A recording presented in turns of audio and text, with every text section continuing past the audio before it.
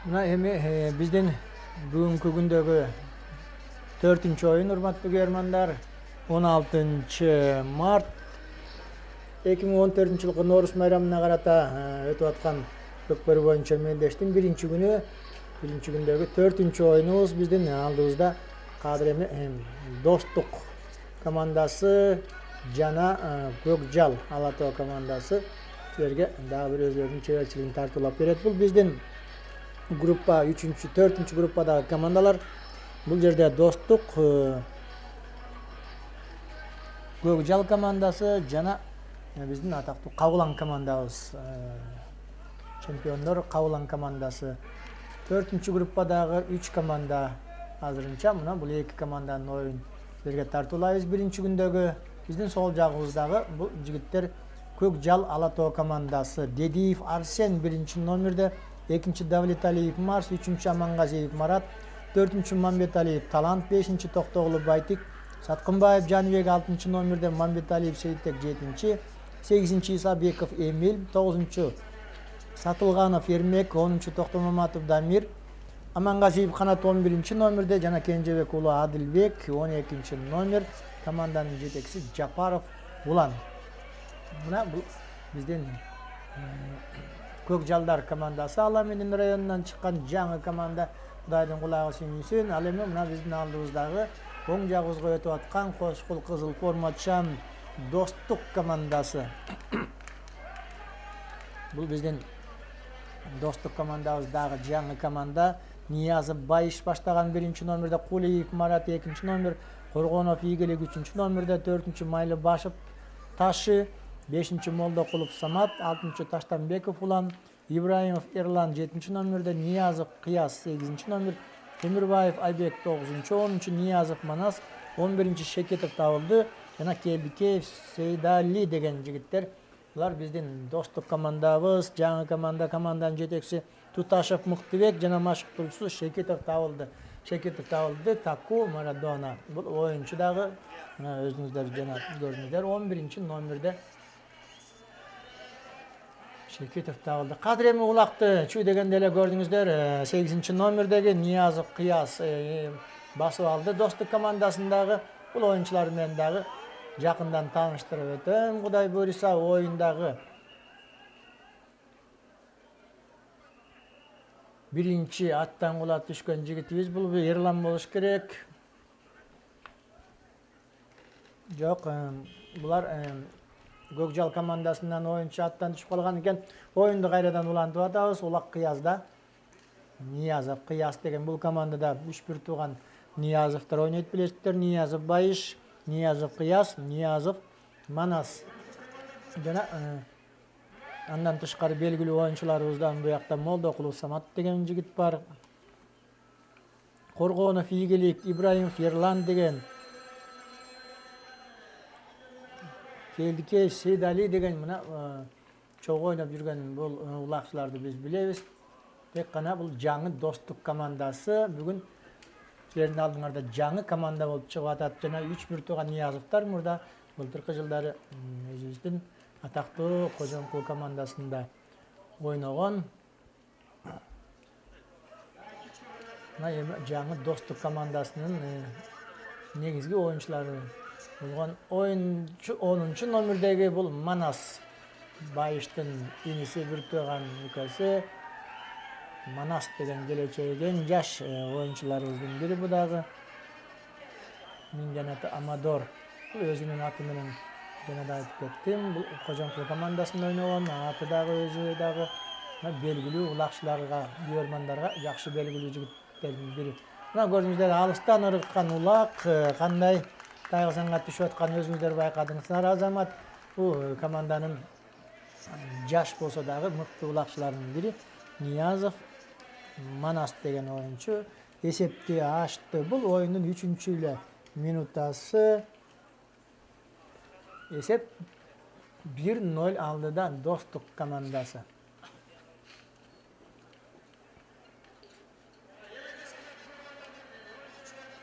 Ортодогу калыс Асанбек Турганов улакты тезирээк ортого алып келип, оюнчуларды тизип иретине келтирип, анан кайрадан баштап атат.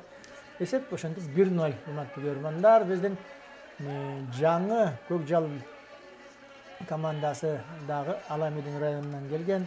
Биздин Жапаров Улан деген белгилүү атактуу улакчыларыбыздын бири Дордой командасында көп жылдар бою ойноп, өзүнүн чеберчилигин тартуулап, Кыргызстан курама командасынын мүчөсү болгон боюнча учурда азыр жетекчи катары жаңы команданы алып чыгып атат. Жаш балдардан түзүлгөн командалар негизинен булардын бардыгы тең 25 жаштагы оюнчулар. Бир гана Дедиев Арсен деген жигит, Мамедалиев Талант. Ошо жигиттер кичине аксакалыраак болуп турат, улуураак болуп калган жигиттердин баары тең 24-25 жаштагы жаш жигиттери да бар. 20 жашта, 18-19 жаштагы балдары да бар экен. Бул жаңы Көкжал командасы. Эмесе, урматтуу көрөрмандар, ушул оюнга дагы көңүл бурайлык. Бул биздин биринчи күндөгү 4-чү оюн. Эки команда бизге жаңылык, жаңы команда болуп атат. Кудайдын кулагы сүйүнсүн. Бул биздин Орус майрамына карата өтүп аткан мелдештин биринчи күнү 16 март. Булак ортого ташталат, жекеме-жеке 1-0.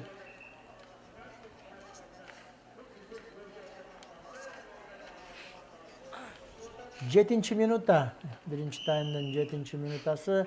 4 номердеги биздин Майлыбашев Таши деген жигит. Атактуу Япончик деген ат менен бул жигиттердин аттары дагы кээ бир мыктаттары бар. Мына бул Япончик деген Кыргызстан курама командасынын намысын коргогон мыкты аттардын бири. Бул универсал ат, ортого турат, чабуулга да чыгат. Күчтүү мыкты аттарыбыз. Негизги биздин мурда Байыш Ниязов менен жүргөн бул атты. Азыр эми өзүнүн өнөгү Ташиге берген экен. Ал эми Байыш мына көрдүңүздөр, азыр улакты басып жүрөт. Золотой деген аты менен 1 номерде команданын капитаны. Өнөктөрдүн жардамы менен жанталашып өзүнүн оюн талаасынан сыртына чыгып кетпейин деп бурулуп чыкты Байыш Ниязов. Байыш мына биздин атактуу жаш жигитибиз. Бул баланын артынан мондай Манас деген, Кыяс деген бир туугандары бар. Өзүнүн өнөктөрү менен Кудай бурса бул команда быйыл эң жакшы ийгиликтерге жетишет деген ойдобуз. Биринчи эле гана мелдеш. Өзгөн районунун кулуну бир туугандары менен Бишкекке келип ойноп ачкан жигиттерди көрдүңүздөр. Карагылач кандай ылдамдыкта кетип барат. Байыш Ниязов түз эле тайгазаңды көздөй чаап, ол жерде кичине алыстап кетти албетте, тайгазан жанынан оң жакты көздөй. Бирок улак жерде көрдүңүздөрбү, балдардын негизи эле бул Достук командасындагы оюнчуларды Шекетов табылды. Эми улак тегип аткан 11 номердеги Торпеда деген ат менен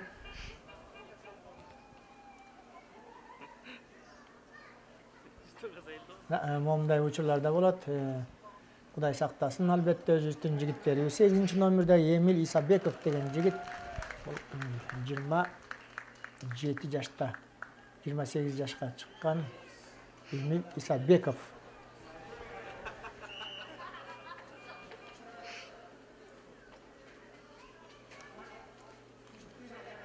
Оюн кайрадан улантылды. Жана көрдүңүздөр, балабыз, улакчу балабыз жыгылып калгандан кийин ортодо калыс оюнду токтотуп, балдарыбыздын ден соолугун сурап, кайрадан анан чабуулду оюнду улантты эле. Ошол эле замат биздин Ниязов Манас деген жанагы биринчи голдун автору кайрадан эсепти ачты. Бул 2-0.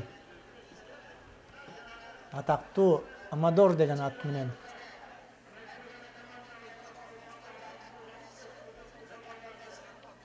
жана да айтып кеттим, бул Кожомкул командасынан ойноп чыккан аты менен Кыргызстан курама командасына дагы талапкер оюнчуларыбыздын бири.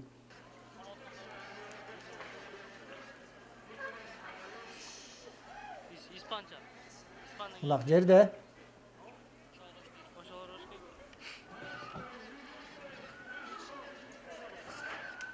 Жетинчи номерде Ибраимов Эрлан деген бала. Достук командасында эңкейип аткан Коргонов Ийгилик деген жигит дагы мыкты улакчылардын бири.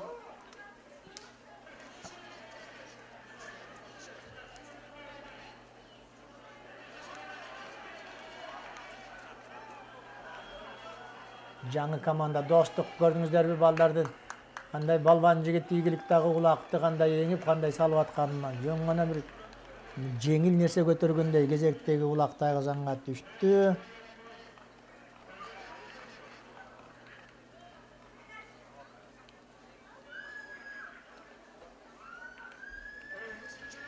Onuncu minutada 11. minutada 3-0 3-0 esebinde gördüğünüzler birinci taymdын ortasına gelgende эле Достук командасы. Негизи бул командадан биз бул турнирде дагы көптү күтөбүз. Келечеги кең командалар. Алдындагы минген аттарын караңыздар, оюнчулардын өзлөрү таанымал балдар. Кудай буйруса бул балдар дагы ар дайым ушул биздин көрмандардын алдына чыгып, катнакай оюну менен элди кубантат деген ойдобуз. Азырынча 3-0 биринчи таймдын жарымына келдик.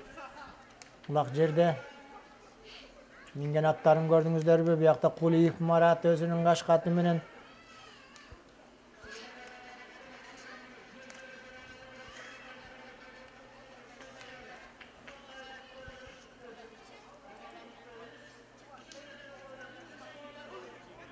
эки командага ушундай бир ыраазычылык айтып коюш керек. Жаңы командалар дегенде өзлөрүнүн татынакай кийимдеринен баштап формаларын көрдүңүздөрбү? Кандай кызыктуу. Ооз формаларды дайындап кийип келишкен. Номерлери да алыстан жакшы көрүнөт. Минген аттарын дагы тандашты бул балдар. Мен айтып коеюн, бул жерде балдарыбыздын бар тең кышы менен ойноп жүргөн балдар бар. Чүйөрөнүндө дагы биздин түштүк жергесинде дагы кышы менен балдар торпок тартышат. Бардык тойлорго катышып, балдардын чеберчилиги азыр табында десек болот. Нооруска катуу даярдык менен келгени көрүнүп турат. Мына Достук командасында дагы жаңы биздин Көкжалдар командасы, Көкжал. Көкжал деген команда убагында бизде болгон билесиздер 10 жыл мурда. Атактуу Дордой Бишкек командасы. Кийин Дордой Нарын болуп жүрдү. Кайрадан Дордой Бишкек командасы болуп, биздин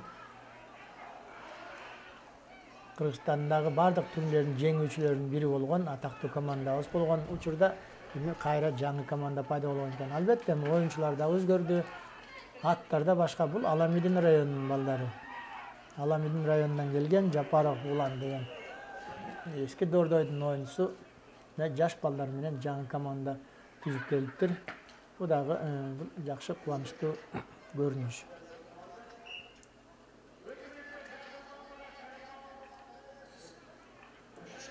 Бул жерде оюндун эрежеси бузулган экен. Мамбеталиев Сейтек деген жигит 26 жаштагы бала.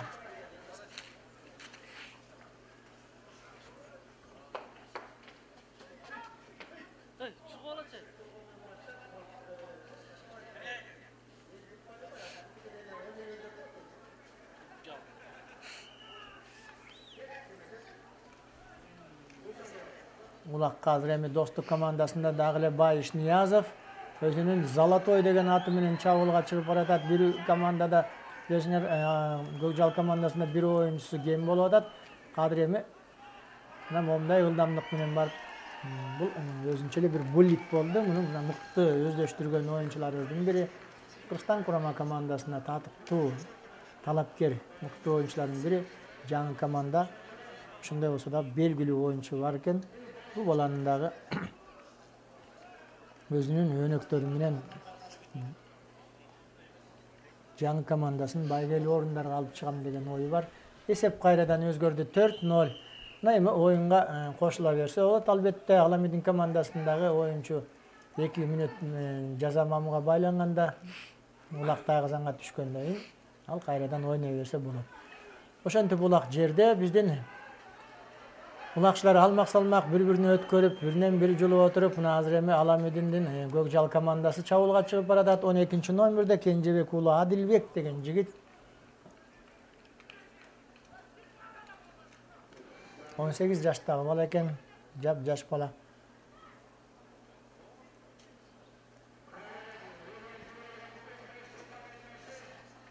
Достук командасында 7 номердеги бул Ибраимов Эрлан. Зайчик деген ат менен Gördüңүздөр өнөктөрү кандай жардам берип атат. Биякта Молдокулов Самат 5 номерде атаандашын кийип, бул жерде биздин улакты басып бараткан оюнчу Ибраимов Ерланга ыңгайлуу мүмкүнчүлүк түзүп берди, шарт түзүп. Ерлан мындайды албетте жаза кетирбейт. Зайчик деген аты менен кезектеги 5-улакты тайгазанга салды. Ошентип бул биздин оюндун 16-минутасы 5-0 болуп кетти, көрдүңүздөрбү? Эки команда жаңы деп атабыз. Жаңы командада бирок достук командасында тажрыйбалуу оюнчулардан чогулганда жана да айтып өттүк. Бул биздин азыркы заманбапка туура келген көрүнүш. Ар бир командада спорттун бардык түрлөрүндө эле жанагындай башка жактан келип, региондордон келип, легионерлер келип, өзүнчө башкача айтканда ойной беришет. Мурдагы оюнчулар башка командадан бир командага келип ойногого албетте мүмкүнчүлүгү болот. Бунун баары тең Норус майрамынын астында гана командалар түзүлгөн. Андан кийин Норус майрамынан кийин эреже боюнча, бул эми Көкбөрү Федерациясынын эрежеси боюнча оюнчуларды алмаштырууга болбойт, аттарды да алмаштырууга болбойт. Норус майрамына кайсы команда кандай оюнчулар менен, кандай аттар менен келсе, мына ошол аттар жана ошол оюнчулар гана ойноого укуктуу. Биздин достук жана Көкжал Ала Тоо командасынын ортосундагы оюндун биринчи таймы аягына чыгып баратат. 5-0 эсебинде. Бул жерде көрдүңүздөр, жанагы 4-номердеги Таши деген жигит Майлыбашев достук командасында өзүнүн атактуу япончугу менен бул аттарга да көңүл буруңуздар. Мына көрдүңүздөрбү, Ташиге кандай мүмкүнчүлүктөр түзүп, кийип, жанталашып, ушул аттардагы адамдан да акылдуу ушундай камбарата жан тукуму карагылачы кандай аттарыбыз бар. Бул япончик деген ат.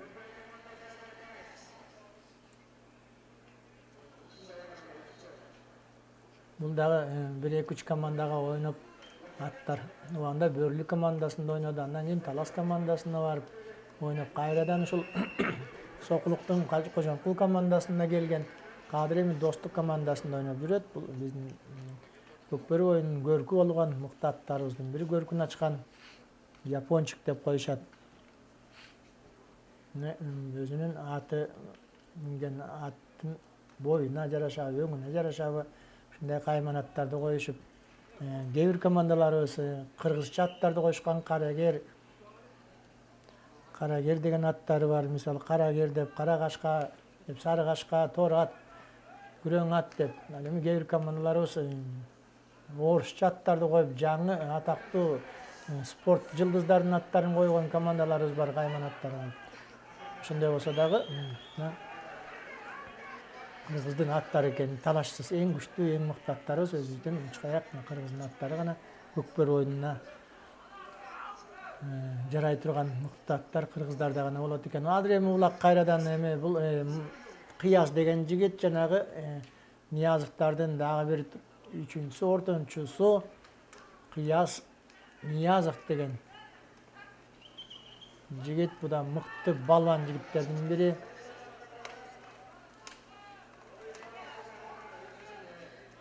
Бул бала дагы жана Кожомкул командасында ойногон, бир туугандары менен.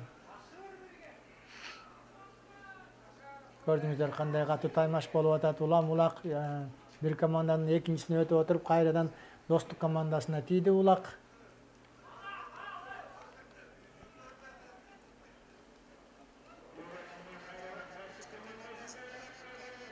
Ойнотуп аткан достук командасы Ийгилик деген жигит. Ийгилик.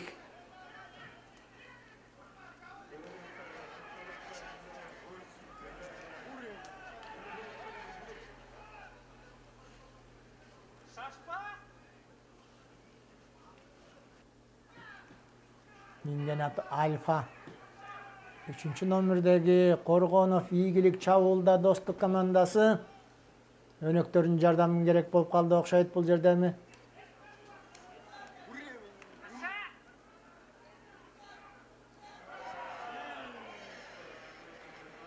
Улак тайгазанга түшпөй калды, эч нерсе эмес. Эми бул балдар дагы айтып атабыз. Бул тайгазанга көптөн бери ойнобой жүргөндүкү акырындап кайрадан өздөштүрүп алат деген ойдобуз. 5-0 достук командасы алды да. Бул биздин Норус майрамына, быйылкы Норус майрамына карата өтүп аткан мелдештин биринчи күндөгү 4-чү оюну. Улак Тайгазанын түбүндө кадыр эми Көкжал командасы өзүнүн Тайгазанын кайтарып жанталашып улакты биринчи жеңип кетүүгө аракет кылууда.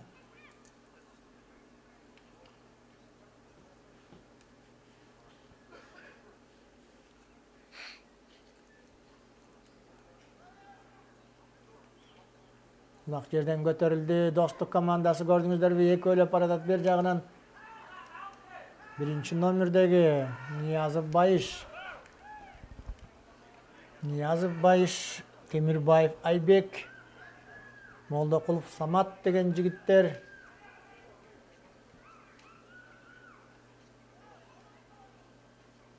Жана Ниязов Манас экен Достук командасы чабуылда. 10-чу номердеги Көкжал командасында Токтор Маматов Дамир.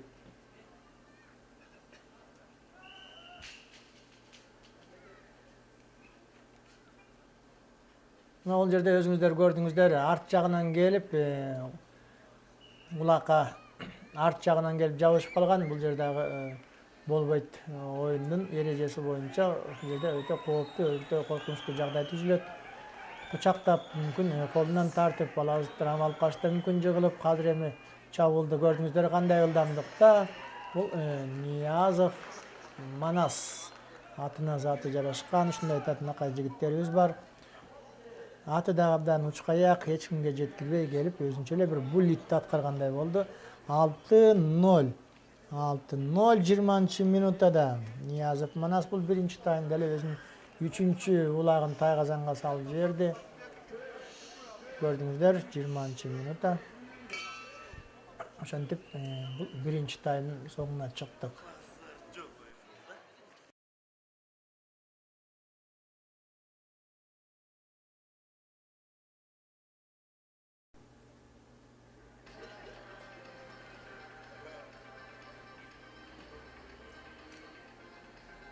Достук Ала Тоо Көкжал командаларынын ортосундагы экинчи 20 мүнөттүк азыр оюн силердин алдыңарда башталганы турат, урматтуу көрөрмандар.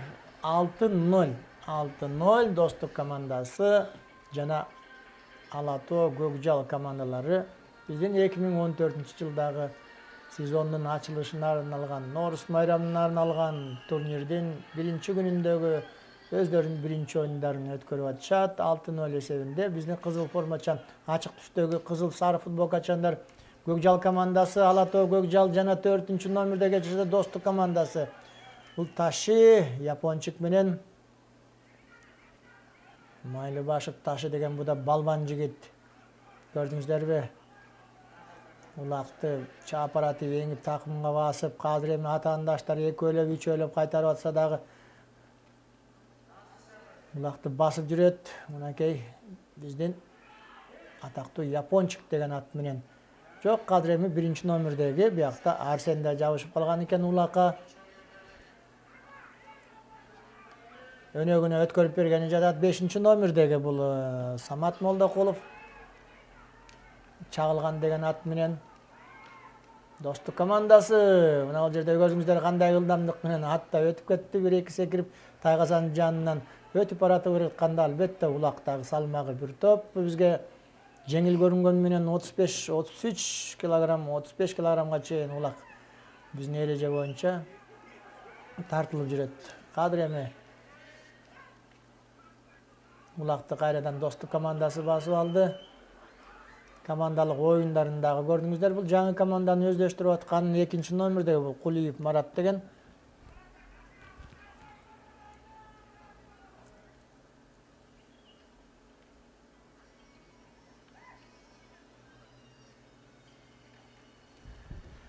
Мына момундай жаңы командалар пайда болуп, мына биздин Көкбөрү федерациясындагы дагы бир тарыхына жазылып Достук жана Көкжал Ала Тоо деген командалар балдардын ойноп атканын көрүңүздөр. Өзүнүн кара кашка аты менен Марат Кулиев деген жок, Караш деген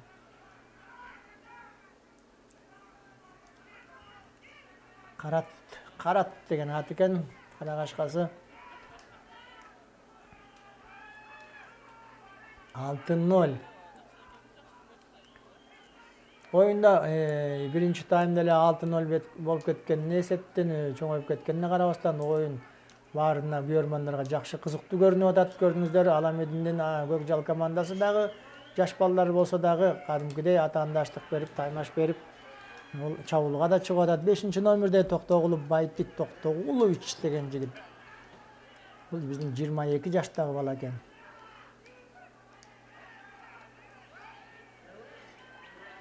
Кадыр эми Улак кайрадан Достук командасына өттү. Эрлан 7-номердеги, бул дагы белгилүү жигиттерибиздин бири. Көп жылдардан бери ойноп жүргөн Эрлан. Менин аты Зайчик.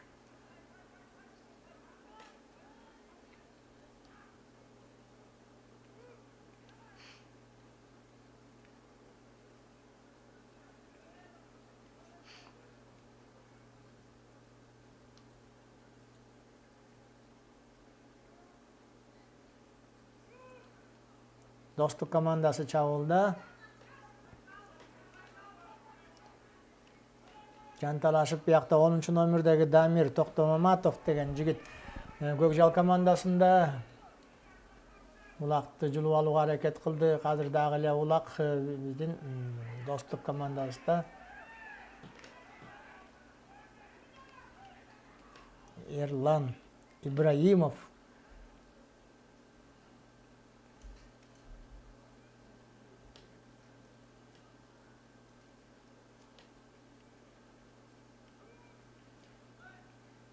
Карагылаш кандай кызыктуу учур болуп турат. Бул жерде өнөктөрдүн жардамы менен жакшы төртөөлөп, үчөөлөп Тайгазанын жанына келишти. Манас экен, азыр Улакты басып алган Манас. Бер жагында Самат жүрөт. Мына Манас Ниязов.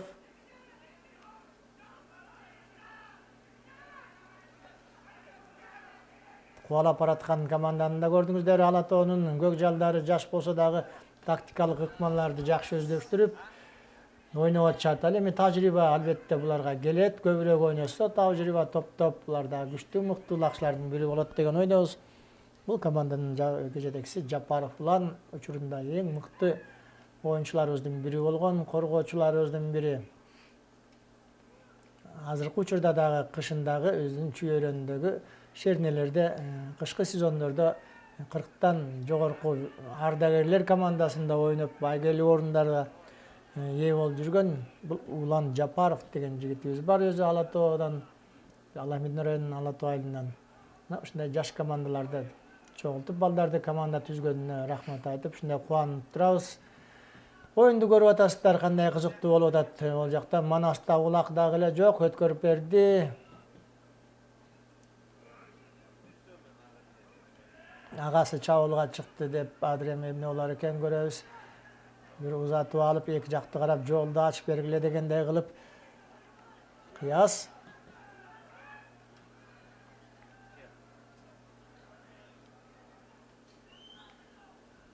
Ниязов кыяс.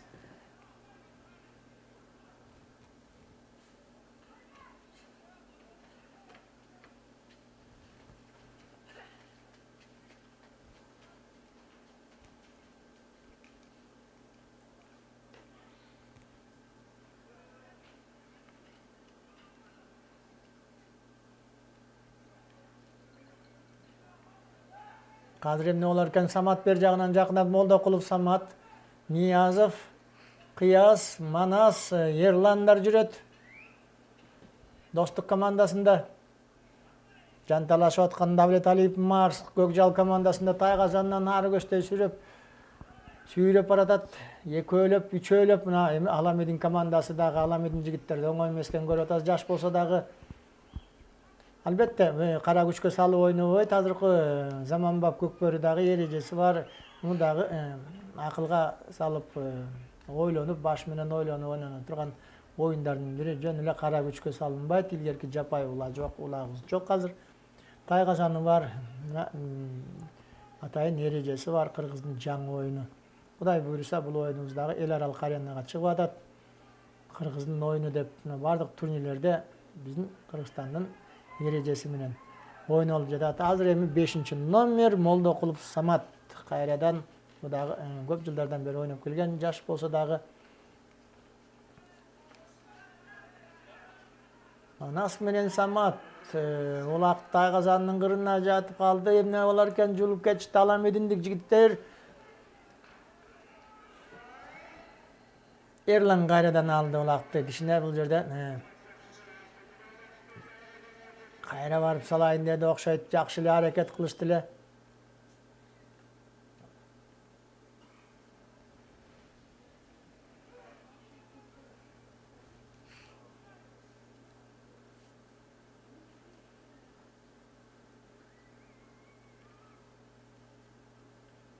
Көрдүңөрбү? Минген аттары дагы баардыгы акылдуу, адамдан акылы билип, оюн талаасынын четине барганда, чийимдин жанына барганда өзүлөрү эле бурулуп атат. Өнөктөрүнө жан тартып, монтип бурулуп жардам берип аткан оюнчулардын аттарына баа бериш керек. Көрдүңөрбү? Бул 5-номердеги Самат.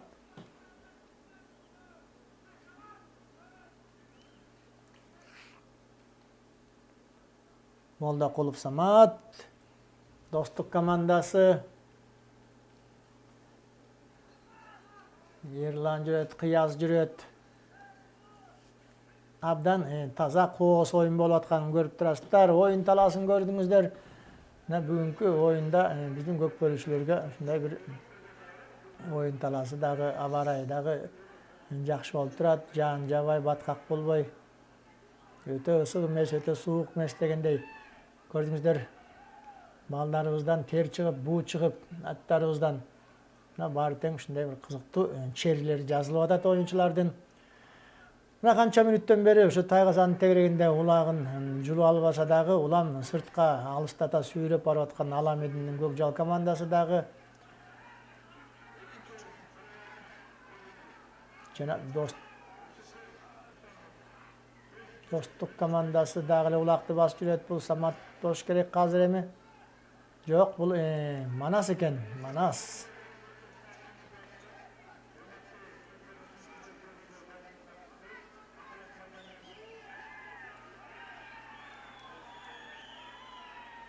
Караглашкандай чаап барат Азамат. Мына Байыштын алыстан чаап барат, ырыткан улагы. Бул жанагы бул Байыш жана эң атактуу улагчыларыбыздын бири. 30 жашта. Айтмакчы, бул баланын 19-мартта туулган күнү болот. 3 күндөн кийин Ниязов Байыш деген атактуу улагчыларыбыздын бири. Кыргызстан курама командасынын мүчөлүгүнө талапкер. Эң мыкты улагчыларыбыздын бири.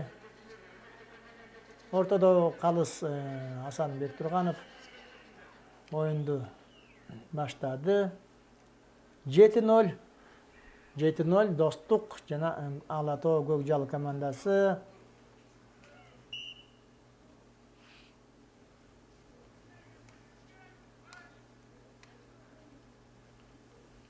Жекеме-жеке.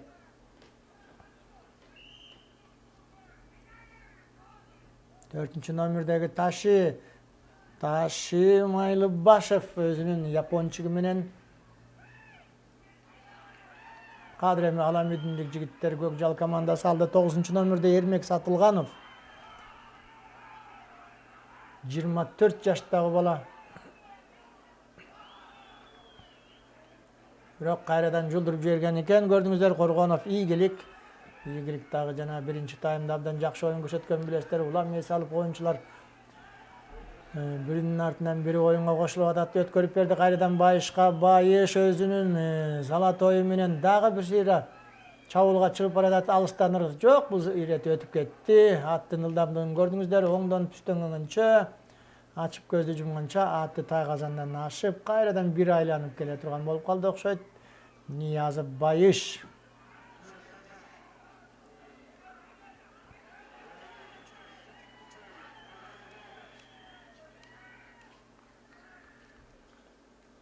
Ойнотуп аткан Достук командасынын капитаны Ниязов Байыш.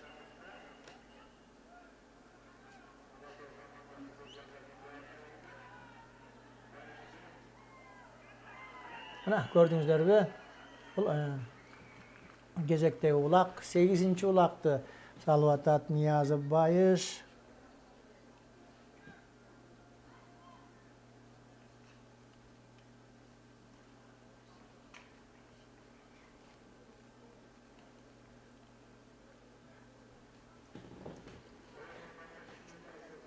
Он төртүнчү минута, экинчи таймдын 14-нчү минутасы 8-0.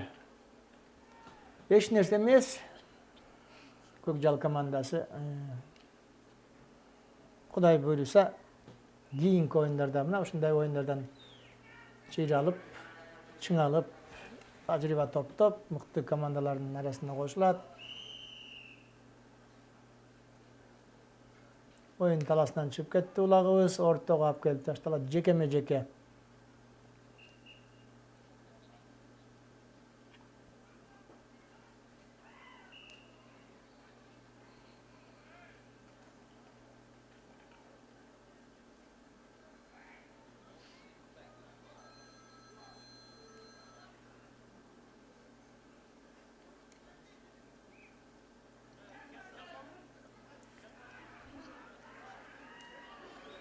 Аламединдик жигиттер жакшы эле улакка ээ болгондой болду эле, көтөрүп баратып, жерден түшүрүп жерге улак жерде аракет кылып атат. Бардык балдар, Аламединдин Көкжал командасы утулуп атса дагы жанталашып улак салып коелук Тайгазанга деп аракеттенет жаш балдар. Бул биздин биринчи оюну бүгүнкү күндөгү биздин Көкжал Ала Тоо командасынын биринчи оюну 2014-жылдагы сезондун ачылышында Нооруз майрамында биринчиден мелдешке катышкандыгы болуп турат. Улак азыр эми ошол 9-номердеги Сатылганов Эрмек деген жигитте.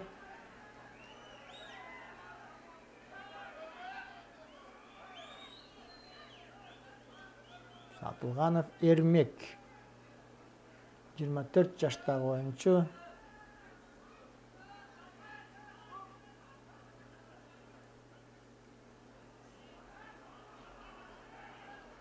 Жыйырма бешке толуптур. Бир жума мурда, 5 күн мурда 10 апрель толот экен, кечириңиздер, 10 апрелде бир айдан кийин 25ке толот экен. 24 жаштагы бала Эрмек Сатылганов. Бирок ал дагы өзүнүн сараты менен улакты алып, бирок оюн таласын сыртына чыгып кетти. 8-0. 8-0.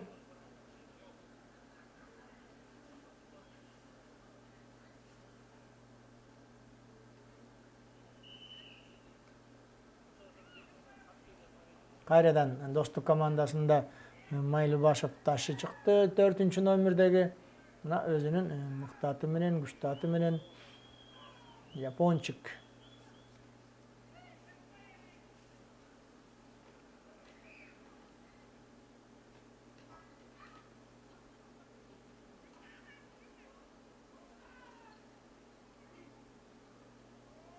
Көрдүңүздөрбү кандай ордунан чимирлип оюн таласынын четинен бурулуп атат. Мунун аты дагы Япончик деген ат.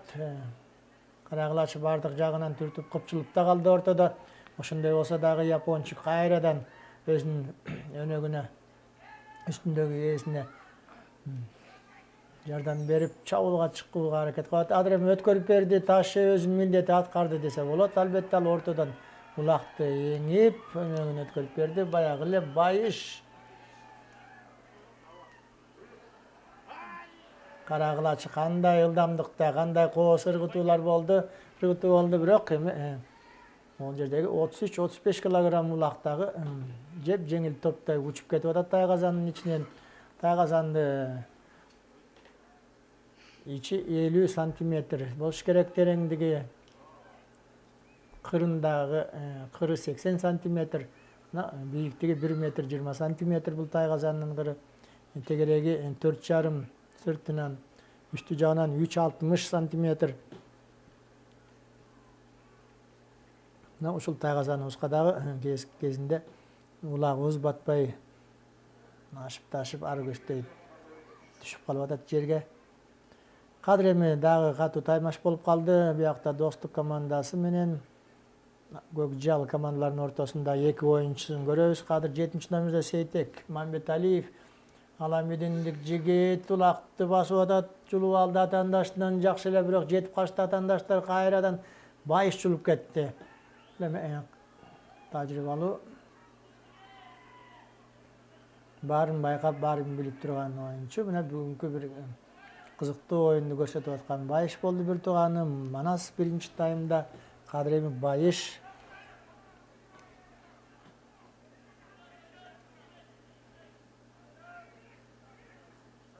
Золотой деген ат, өзүнүн аты минген атанын жанында атаандашы Амангазиев Канат.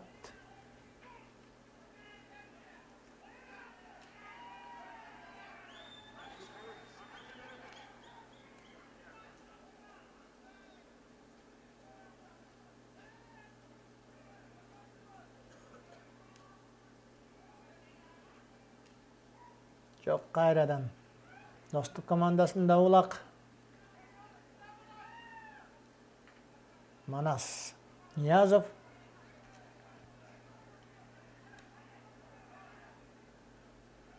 Карагашканы минген экен Ниязов. Манас аттарды алмаштырып улам ойноп атышат. Бир тууганы улуу агасы өткөрүп берди. Улакты өзү салганы кетти. Мына эки жагынан жанталашып улакты жулуп аткан, булкуп аткан Көкжал командасы. Бирок өзүңүздөр көрдүңүздөр, эки жагынан тосуп, Достук командасы Манаска кайрадан ыңгайлуу мүмкүнчүлүктөрдү түзүп берип атат. Бул жолу эмне болор экен? Дагы бир жолу булит. Манас жок, жете албай калды. Жанында Токтом Маматов да бирде жетип барган атаандашы аутка сүрүп чыгып атышат, көрдүңүздөр. Оозуга турак үч каяк аттардын бири Карагашкасы менен Манас аутка сүрүлүп чыкты. Ошентип, урматтуу көрөрмандар, биздин бүгүнкү Достук Ала-Тоо командаларынын экинчи таймдагы оюн 8-0 эсебинде алдыда Достук командасы.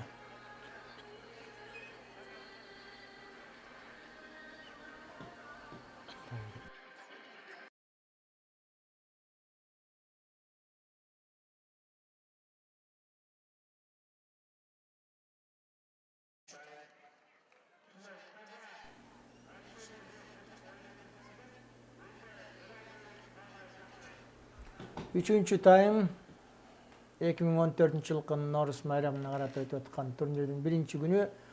4-чү оюн, 4-чү группадагы Достук Ала-Тоо командаларынын ортосундагы оюндун 20 мүнөттүк убактысы 8-0 эсебинде Достук командасынын жеңиши менен өтүүдө. Алдыда дагы 20 мүнөт убакыт калды. Бул командалар жана айтып кеттик. 4-чү группадагы командалар бүгүнкү мелдешке Норус мелдешине 12 команда катышып атат. 12 команда 4 подгруппага бөлүнүп ойноп, булар биздин 4-чү подгруппадагы командаларыбыз. Бул 2 команда бүгүн ойноп, алардын дагы бир группадагы бир командасы, Кабылаң Ысык-Көл командасы бүгүн эс алууда. 3-20 мүнөттүк убакыт калды. Кудай буйруса, мына биздин балдарыбыз кызыктуу оюн көрсөтүп атышат. Оюндун эсеби чоң болгонуна карабай, көрөрмандар дагы баарыбыз ушул оюнду мына бир жылдан бери, өткөн жылдан бери сагынып калган экенбиз. Тайгазанга оюнду көргүбүз келип, кышы менен жерге ойноп жүрсөк дагы, мына азыр эми официалдуу жайкы жаңы сезондун ачылышына карата, Норус майрамына карата өтүп аткан мелдештин биринчи күнү Достук жана Көкжал Ала-Тоо командаларынын ортосундагы оюн. Достук командасында улак 6-номерде, бул Таштанбеков Улан деген жигит, Өзгөн деген ат менен. Достук командасы дагы Көкжал командасы да жаңы команда дедик. Өзүңүздөр байкап турасыздар. Минген аттары дагы өзгөчө. Достук командаларын көрдүңүздөр. Кандай аттарды тандаганын демөөрчүлөрүнө рахмат айтып коюш керек. Ушул балдарды негизи улакчылар өздөрү эле ушул ойнойбуз деп эле аракет кылып, ар бир бала көкпөрүүчүлөрдүн баардыгы бирден өзлөрү бир ат кармагыга аракет кылып, жакшы аттарды таптап сатып алууга ушундай бир ынанып жүрүшөт, ойнойбуз келип. Бул абдан кубанычтуу көрүнүш деп ойлойм. Мына караңыздар, кандай кызыктуу эки командабыз пайда болуптур. Чүйөрөндө ойноо мелдештер абдан көп өтөт. Ошого байланыштуу менин айтарым, мүмкүн бул балдарды дагы көбүрөөк ойнотуш үчүн Чүй областынын биринчилигин дагы өткөрүш керек. Себеби өзүбүздүн убактыбызга дагы мүмкүнчүлүгүбүзгө шартыбызга дагы ылайык мына бул жерден баардык командаларды бир жуманын ичинде ойнотуп мелдешти аяктап өткөрүүгө баардык командалар кошулса бүтпөй да калышы мүмкүн, ага чамабыз чаркы болуп турат. Ошон үчүн мен ойлойм ушул Чүй өрөөнүндө Чүй областынын биринчилигин дагы өткөрүш керек. Жалпы республикалык Нооруз майрамын, Кыргыз Республикасынын президенттин кубогун, Кыргыз Республикасынын чемпионатын өткөргөндөн тышкары дагы областтарда мелдештер өтүш керек деп ойлойм. Чүй областында өзгөчө, себеби Ысык көл өрөөнүндө, Нарын областында, Талас областында областтык биринчиликтер өтүп атат. Тек гана ошол биздин Чүй өрөөнүндө ушундай жаңы командалар көп пайда болгондуктан буларды дагы өзүнчө областтын биринчилигинде ойнотуп, байкаштырып күчтүүлөрүн анан жогорку момундай чоң мелдештерге кошуш керек деп ойлойм. Достук командасы дагы ушул Чүйүн өрөөнүндө жайгашкан команда. Ошол эле мына бул биздин Көкжал Ала Тоо командасы бар. ГУВД Бишкек командасын айтсак болот, мына бүгүнкү жаңы турнирде жанагы биринчи оюндарда Кара Балта командабыз бар. Асыл Баш командасы, Тынай командасы, ушундай командаларыбыздын баары тең баардыгы Чүйдө жайгашкан командалар. Демек буларды дагы областтык биринчиликтерге кошуп ойнотуш керек деп айткым келет. Кудай буйрса ал дагы ишке ашат деген ойдомун. Негизи Көкбөрү федерациясы бүгүнкү 12 командага тандап ойнотуп атканы бул дагы жакшы көрүнүш.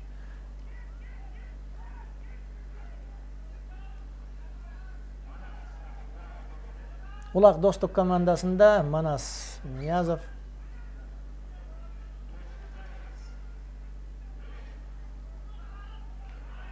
алыстан чаап баратып, бул жолу алыстан ыргытты. Жана өткөндө экинчи таймдын аягында Байыш агасынын ырыткан улагы ашып кеткен. Бул Манастын ырыткан улагы Тайгазанга жетпей да калды. Шашып кетти көрүнөт. Эмнеси болсо дагы оюн улантылууда 8-0. Жана кезектеги улак Тайгазанга түштү 9-0. Бул жерде өзүнүн өнөктөрү Манаска жардамга келишти. Марат Кулиев 3-чү таймдын 5-чи минутасында эсепти дагы өзгөртүп көбөйтүп 9-0 жеткирди.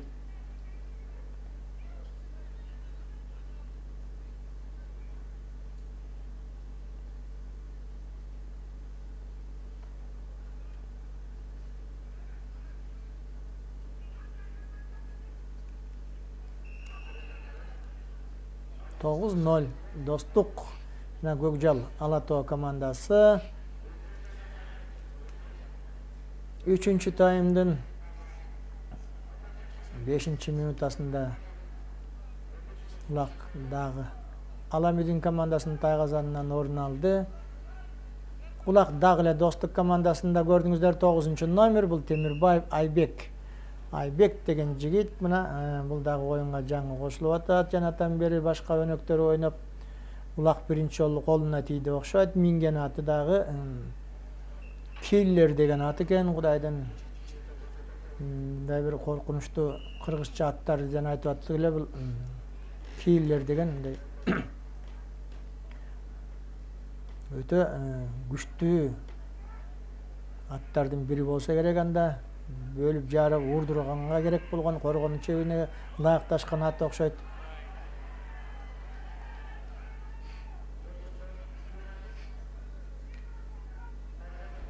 Үчүнчү номердеги Ийгилик, кайра эле Ийгилик, Коргонов Ийгилик. Мына бул жигитти дагы мыкты улакчы, белгилүү улакчылардын бири деп айтсам болот.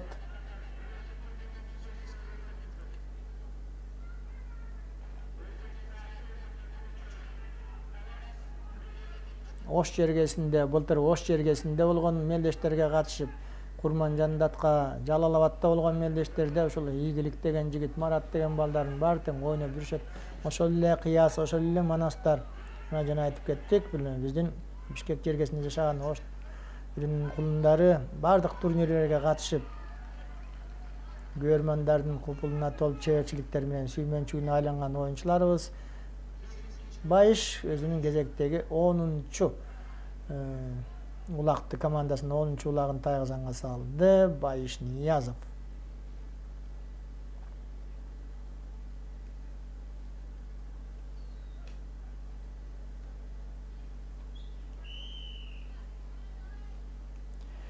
Эч нерсе эмес, Аламедин командасы өзүнүн Тайгазанынан гана улакташганга үлгүрүп аткандай сезилип атат бул оюнда.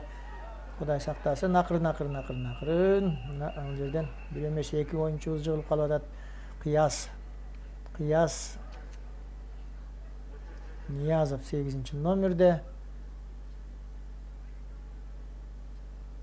Кудай сактасын, балдарыбыз травма албаса экен, жаракат албаса экен деген ой менен ол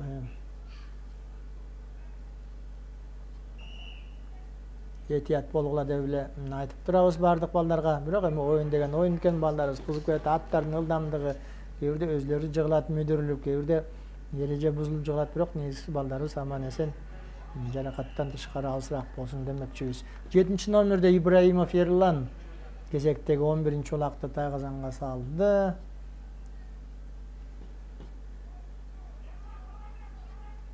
9-чу минута, 3-чү таймдын 9-чу минутасы Достук командасы алды да. Бул биздин 16 мартта өтүп аткан 1-чи күндөгү 4-чү оюн. Достук командасы эртең Кабылан менен беттешет 17-синде.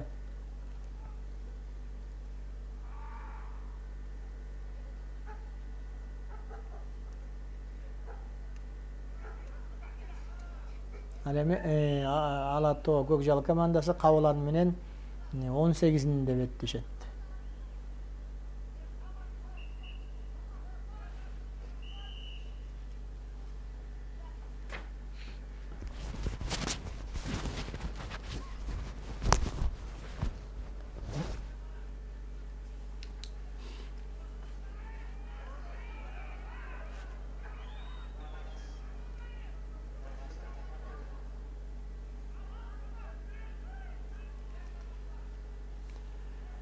Taşi Майлыбашев Taşi Достук командасында жанагы 4-чү номердеги өзүнүн Япончик деген аты менен атактуу Япончикти учурунда айтып кеттик, Бөрлү командасында ойногон, Талас командасында ойноп, Казакстанга да барып кайта келди окшойт. Ол жерде биздин Адыр Кожомкул командасында ойноп, азыр эми Достук командасында ойноп. Улакты алган Taşi экен көчүрөсүлөр өзү. Бул Амадор менен оюнчуларыбыз аттарды алмаштырып ойноп атыр. Амадор деген ат бул Манастын аты. Taşi Азамат балбан жигиттерибиздин бири. Мыкты татынакай жаш балдарыбыз кандай чеберчилик менен биздин Нооруз турниринин көркүн ачып атышат. Көрөрмөндөр дагы кубанып, бардыгыбыз тең ыраазы болуп атабыз. Сөзсүз түрдө Достук жана Көкжал Ала Тоо командасы 12-0.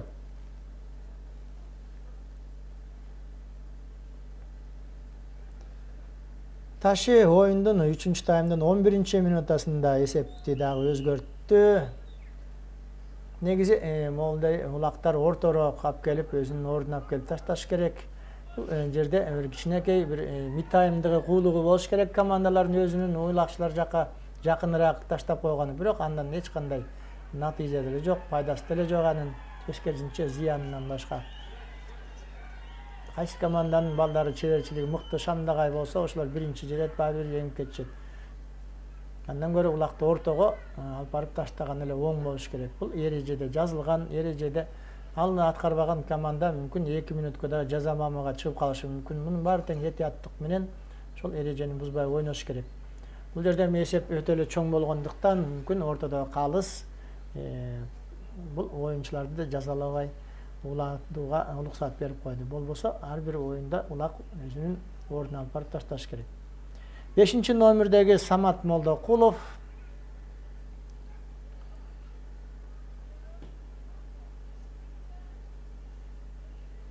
өнөктөрүн жардамы менен ар жакта Марат, экинчи номерде Кулиев Марат менен тайгы санга жакшы эле жакындап барды эле. Азыр дагы бир экинчи жолу кайталап ошол эле эки жигит кайрадан улакты түрткүлөп отуруп мына бул жерде Азамат баягыда табылды.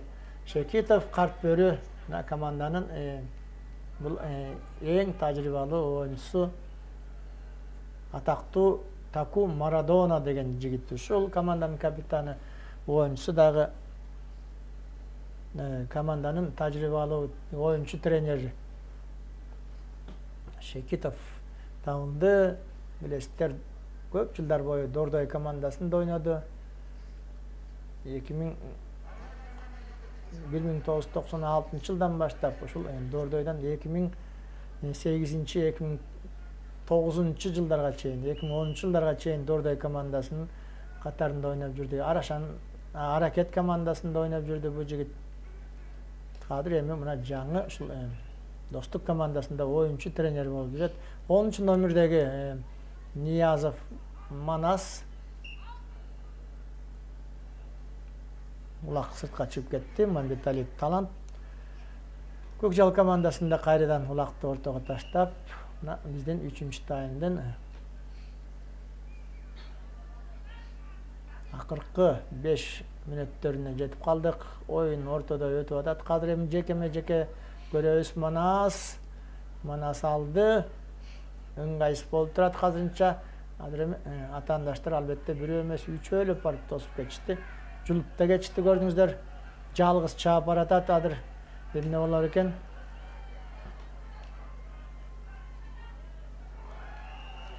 Арсен Дедиев, Арсен команданын тажрыйбалуу оюнчусу, капитаны. Бул биздин Көкжал Алатоо командасы тууралуу айтып атабыз. Эсепти мына өзгөрттү, кичине 13-0 эмес, 13-1. Эсеп 13-1 болду эми, урматтуу көрөрмандар. Бул биздин Достук жана Алатоо командаларынын ортосундагы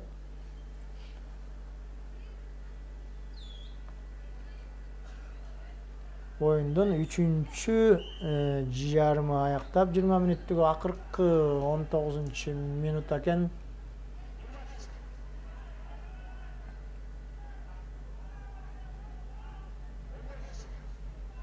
Жана да айтып кеттик, Достук командасы эртең кайрадан мелдешке чыгат. Ар бир группада 3 команда ойноп аткандыктан бир команда эс алып, 2 команда ойноду. Булардын атаандашы эртең Кыргыз Республикасынын эң күчтүү командасы, учурда акыркы 3 жылдан берки Кабылан Ысыккөл командасы. Мына урматтуу көрөрмандар, биздин бул оюнубуз да аягына чыкты. Достук жана Көкжал Алатоо командаларынын ортосундагы оюн 13-1 эсебинде Достук командасынын жеңиши менен аяктады. Бул командаларга ийгилик айтып, ыраазычылык билдирип коелук. Алдыда дагы оюндар бар. Албетте жеңиш менен жүрүсүн демекчибиз. Балдарга мына батаңыздарды берип коюңуздар.